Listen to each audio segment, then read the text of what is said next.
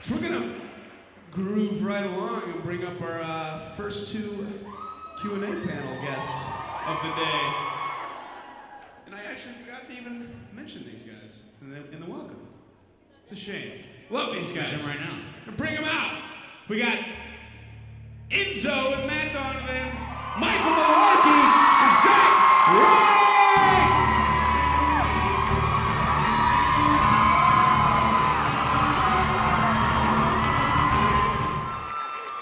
What up, everybody?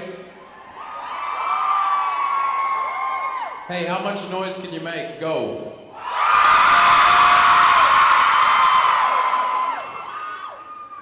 That's pretty good, man. It's all right, it's all right. I think I'm deaf in my left ear now. Besides the Vampire Diaries, what's your proudest accomplishment? Sorry? Your proudest accomplishment?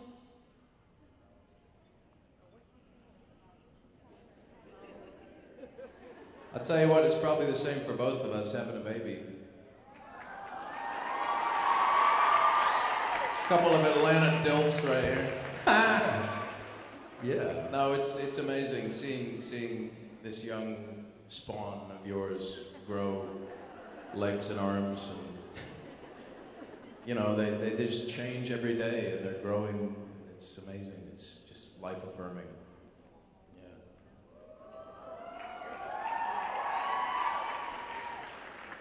And they're gonna get married. It's an arranged marriage, you know. Right, she's definitely after him already, but Fiona Young's a lot younger than you. Hey, I'm younger too than mine.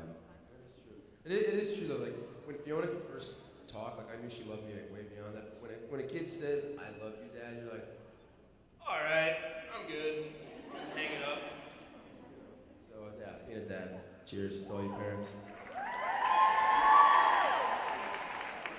It's the hardest and best thing in the world. But God, it's hard. Wow. You really don't sleep again. I spent most of last year working on a TV show in Montreal, Canada. I don't know if you guys are familiar with that city. Who's been in Montreal? Who's from Montreal? Anyone? No, not that guy. Okay, well, there's somebody back there. So Montreal is it's a city in Quebec, which is a French province of Canada. And Montreal sort of has been around for about 400 years, and it's been sort of a place where a lot of Irish and a lot of French culture has come and mixed up together. So I spent some time there, and I had my fiddle with me just to sort of have around. Sometimes you need an instrument. And I went to different clubs, and I went to different places, and I went traveling up north, and I listened to different music up there too. So it was, you know, it was different. And I was wondering, actually, if you guys wouldn't mind, maybe I could play a little something I heard up there. Okay. Give me a sec. Let me get the fiddle. We're gonna hear him play violin.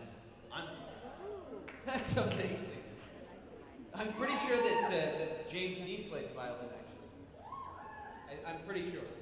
Can anyone confirm that? Yeah? Yes. Facts are on point.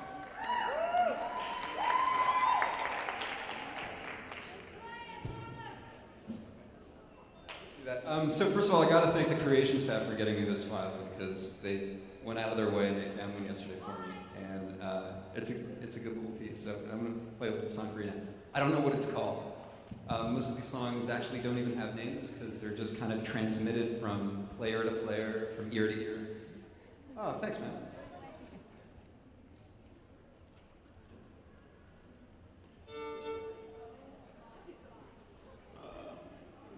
So excited.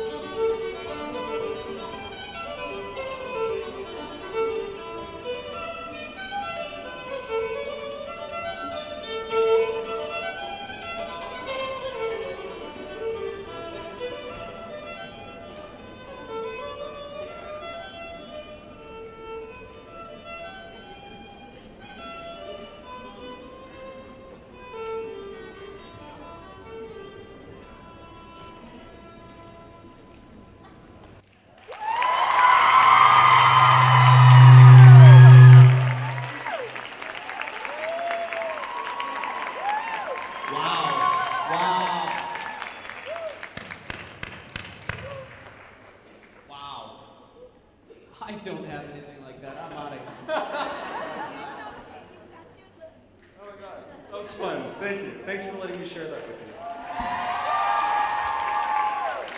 Last time, actually, last year, I was doing my very first convention in Chicago, and literally the exact same thing happened this morning. I was working on set. I was literally on set 10 hours ago, back in the day, out in the woods. So I'm on about 2 hours of sleep, so if I say something that doesn't really make sense, that's what's going on.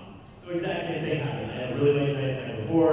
I woke up, I went to the airport, my flight's delayed. It's like, what the hell's going on? Wait, get here late. So, in the interim, I'm a little nervous flying my first convention.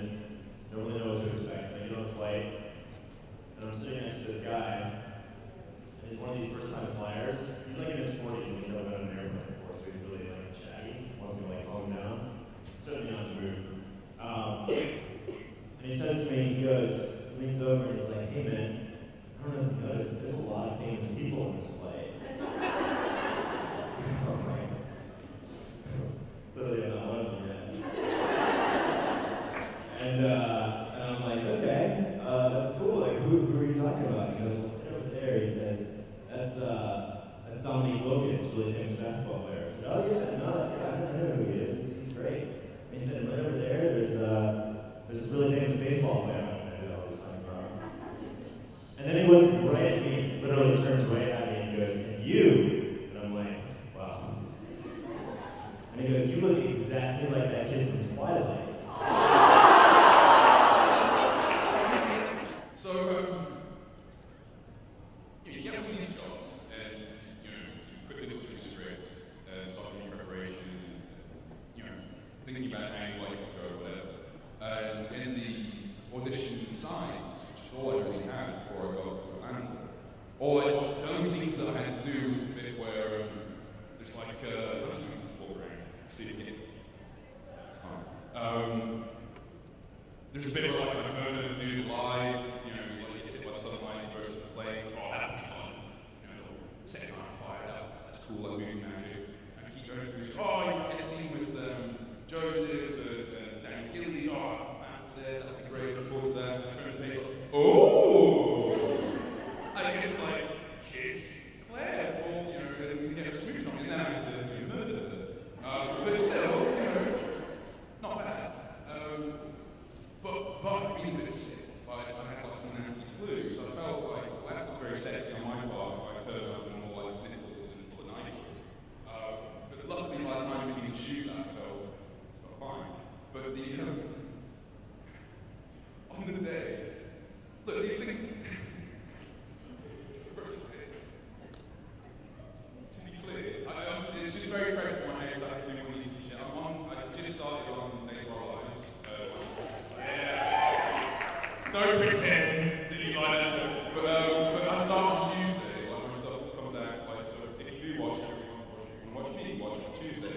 But yesterday, before I flew out, I had to do a big smoochy scene with Jen Lilly, who plays Teresa. And doing one of those scenes on a soap opera is so completely different to doing the Vampire Diaries. Because in the Vampire Diaries, so I turned up, and like a day before the scene, I got to meet Claire, and it was all very sensitive, and there was a guy there with us, like a chaperone, like, so here's what's going to happen. It's going to be lit like this, and be a limited crew, real small, and very intimate, whatever, as long as you're comfortable, Claire, I assume you're going to be okay with whatever it is. Well, crazy. But yeah, so whereas yesterday on the soap, it is literally like, hi, nice to meet you. Like straight to, okay, we're done? Cool. Like, there's no rehearsal, just straight to like making out.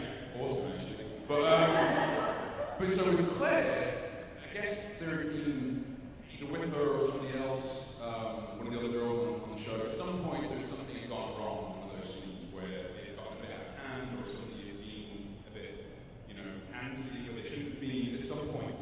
So that's why they were being so careful. But Claire's like this tough, like taekwondo chick from Australia.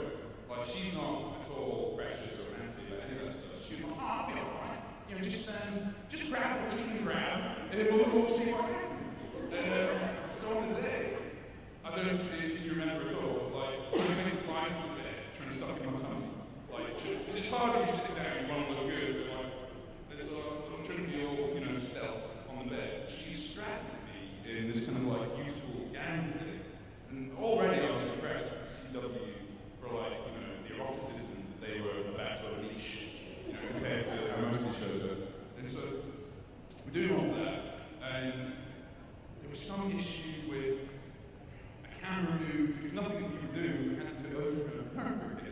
And I was like, well, this is a nice day at work. I used to paint rooms, and now here I am with this beautiful blonde girl smooching away on me. I was like, hey. I was like, made some good choices. And then, but then the next day, if you remember the episode, the next day I ended up impaled through my chest against the wall. And like my big thing on Vampire Diaries was I kept, she watched the show, it was a really high production value, so everything was great. And so I assumed that was because they had this really high like CGI budget for doing all special effects. But it's not at all, they just do everything for real.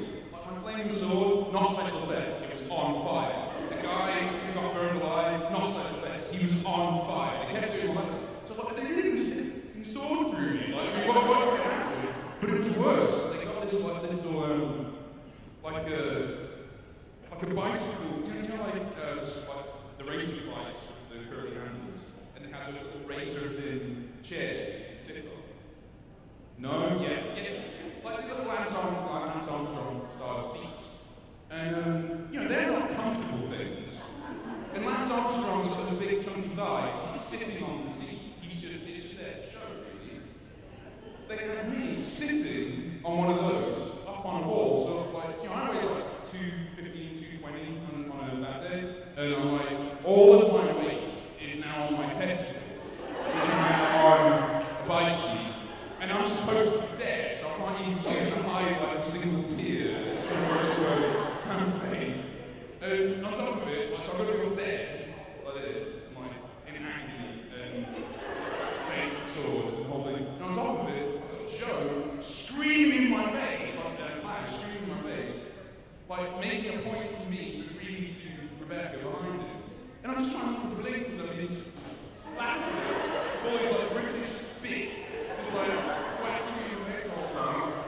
So what I'm saying is, one day, acting is brilliant, and then the next day, he give it and he take it away. So, yeah, that's my best story.